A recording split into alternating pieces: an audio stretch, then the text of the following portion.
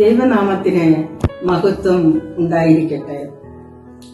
ഇന്ന് നോയമ്പിന്റെ 20-ാം ദിവസം. ഇന്നത്തെ അല്പസമയത്തെ ചിന്തയ്ക്കായി തിരഞ്ഞെടുത്തിരിക്കുന്ന വേദഭാഗം യെശയ്യാ പ്രവാചകന്റെ പുസ്തകം 7-ാം അധ്യായം 14-ാം വാക്യം. യെശയ്യാവ് 7:14. അതുകൊണ്ട് കർത്താവ് തന്നെ നിങ്ങൾക്ക് ഒരു അടയാളം തരും. കന്യക ഗർഭിണിയായി ഒരു മകനെ പ്രസവിക്കും. അവനെ ഇമ്മാനുവേൽ എന്ന പേർ വിളിക്കും. ഇമ്മാനുവേൽ, ദൈവം നമ്മോട് കൂടെ. ലോക രക്ഷകന്റെ ഭൂമിയിലേക്കുള്ള വരവ് അറിയിച്ചുകൊണ്ട് ലോക ചരിത്രത്തിലെ ഏറ്റവും നല്ല മംഗളവാർത്ത നൂറ്റാണ്ടുകൾക്ക് മുൻപ് യെശയ്യാ പ്രവാചകനിൽ കൂടി മാനവവംശം ആദ്യം അറിയുന്നത്. പ്രവാചകൻ ഇത് പറയുവാനുള്ള കാരണം നമുക്ക് ഒന്ന് ചിന്തിക്കാം.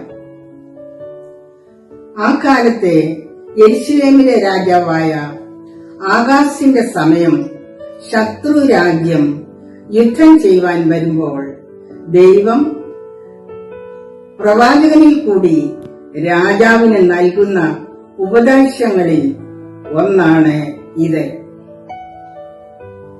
പ്രവചന നിവൃത്തിയുണ്ടായത് വിശുദ്ധ മത്തായിയുടെ സുവിശേഷം 1:23 കാണാൻ സാധിക്കും.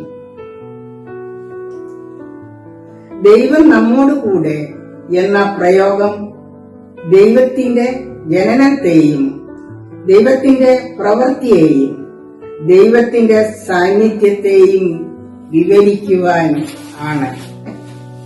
നമ്മുടെ പാപങ്ങളിൽ നിന്നും രക്ഷിക്കാൻ വേണ്ടി ഇമ്മാനുവേലായി അവൻ ഭൂജാതനായി.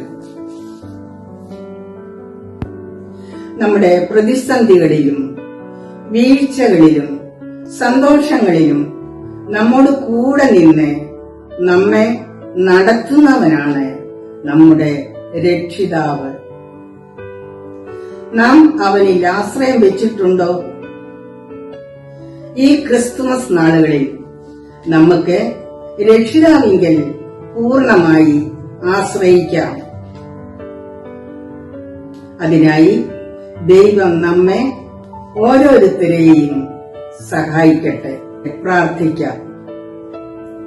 കാരുണ്യവാനായ നല്ല ദൈവമേ, അവിടുന്ന് ഞങ്ങളുടെ ജീവിതത്തോടെ ചേർന്ന് നിൽക്കുന്നത് പോലെ മറ്റുള്ളവരുടെ ജീവിതത്തിലെ പ്രതിസന്ധികളിലും ദുഃഖങ്ങളിലും സന്തോഷങ്ങളിലും അവരോട് ചേർന്ന് നിൽക്കുവാൻ ഞങ്ങളിലൂടെ അങ്ങയുടെ സാന്നിധ്യം മറ്റുള്ളവർക്ക് രുചിച്ചറിയുവാൻ അവിടുന്ന് കൃപ ചെയ്യണമേ. ആമേൻ.